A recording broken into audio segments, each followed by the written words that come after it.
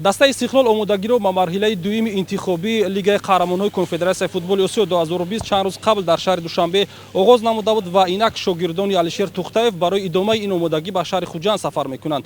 То баргузории рақобат бо дастаи Локомотив Узбекистон, қаҳрамони кишвар баргузории ду рақобати санҷишӣ ва дӯстона дар нақша дорад ва дар ин роҳ мо ба футболбозони дастаи Истиқлол муваффақият орзумандем.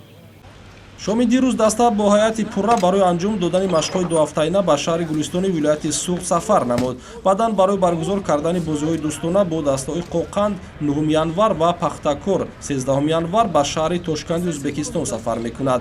Ёдовар мешавем ки бозии марҳилаи дуюми интихобии Лигаи Чемпионҳои Конфедератсияи футболи Осиё байни дастаҳои Истиқлол ва Локомотив 21 январ дар шаҳри Тошканд баргузор мешавад. Барои баромадан ба даври гурӯҳии Лигаи Чемпионҳо дастаи Истиқлолро мебояд ки тими Локомотивро шикаст дода, баъдан рӯзи 28 январ дар даври плей-офф дастаи Ал-Аҳли Арабистони Саудиро мағлуб кунад.